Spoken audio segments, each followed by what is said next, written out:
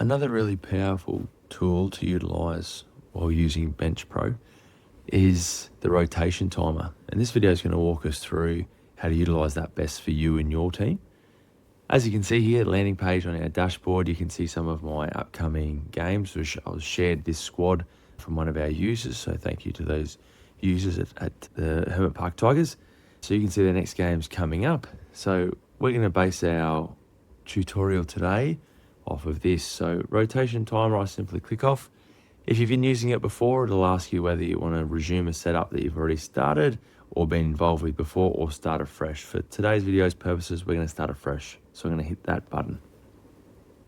It's going to ask us, do we have a standard team? So this is where you would change if you were looking for a modified game, change your numbers, an extended bench, however you'd like to see it. And you can simply turn positions on and off, as we've discussed before, by just clicking and moving what you're not playing with, depending on whether you're in a tournament or otherwise. For me, this is just going to be a standard game for us. I'm going to pick, they're all my team list that's come up. I'm going to pick my standard and just get it to select my 22, which will select my often first 22 on the list here. However, you can always change these out at a later time if you'd like to pick other players. For me, in this demo, we're going to confirm this team here. This will load into our screen where all the action happens. So within this screen here, we can start to utilize some tools that really helps a coach start taking some ownership of what happens on their bench and on and off the field. First and foremost, you're going to set up your field. So up in the little top right hand corner here, there's a settings bar as always. This looks exactly like our sub tracker, and it rolls the way down. You tell you how long it is, what quarters, whether it's periods, halves, etc. You let it know the quarter lengths from 10 minutes preloaded all the way to custom. I'm going to go custom because I know in this league currently they play 17-minute quarters. So I'm going to land on 17-minute quarters and I'm going to hit save. That should be reflected in the top right-hand corner there, which it is. Next, I want to try and setting up my team. So yours might look a little bit different as it starts in. However, always you can edit this field by hitting this little edit field button down the bottom. Now, if I roll down to the bottom and hit my edit layout, it gives me full control of being able to move these players around. I simply press on the player and I can move my wingmen into defensive. I can move them into an offensive position depending on which way we're looking at rolling. You can also look at changing your forward structure. So for now, one of my structures is sitting the centre half forward a little bit deeper than my half forwards.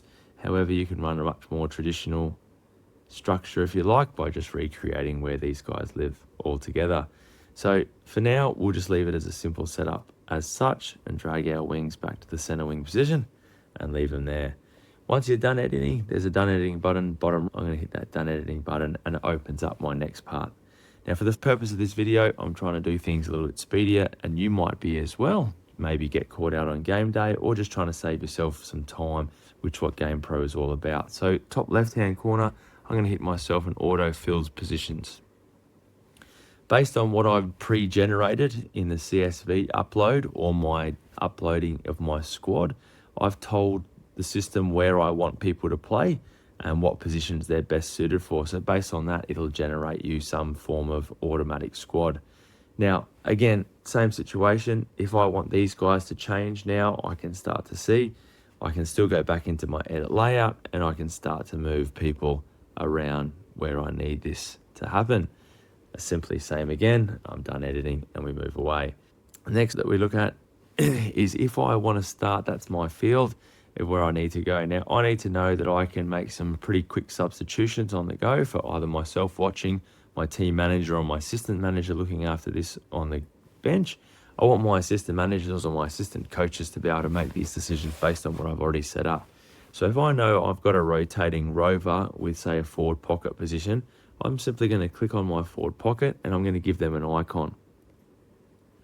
That icon, I get to double check about how long they spend on the field and what their max rest time is when they go on.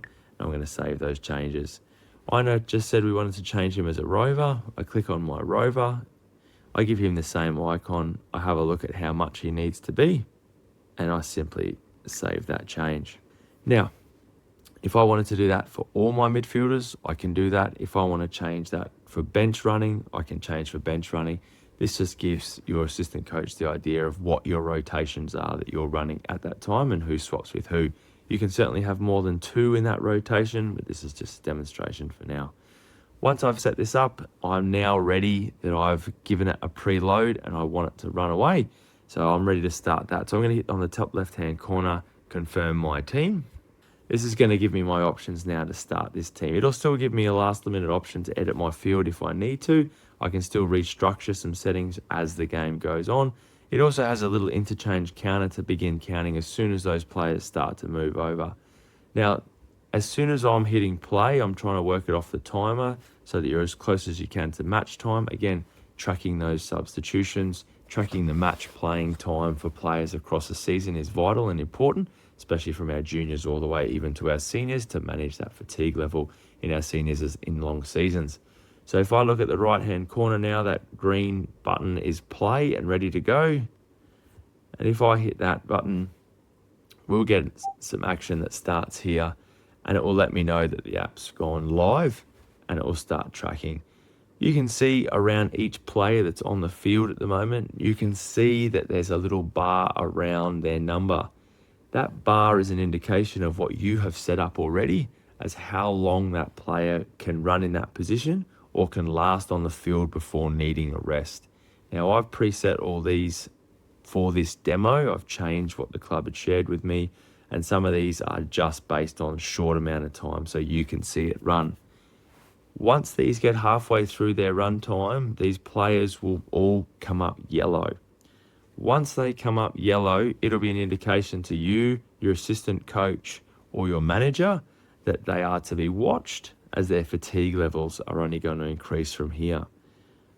These players will then continue until they become what you've said. They've run out of their maximum game time at that period of time, and they'll notify you with a loud ding, which will let you know that they have maxed out and need to be substituted. If needing that substitution, I'm going to have a look at my left wing at the moment in M. Turner. I'm going to ask him to change with C. Parker. Not an always change, but it's just a change that I'd know I'm going to make for this now. All I do is simply grab him and drag him to the bench, and it would make that change. You can see on M. Turner, number 5 on my left-hand side, his green bar is now returning to his rested state. And C. Parker on the wing, who's now started his run on the field, is now starting to track down to a fatigue level. You can see my other players on the field doing the same thing. Now, my rover and my forward pocket that I want to switch, I can simply at any time that I need to, drag my rover by holding and take him to that position. However, you would structure this in terms of you would take in consideration how long they can each spend in a forward pocket and how long they can run on the ball for. So as these players continually count down, this will give you an indication of where they're at fatigue-wise.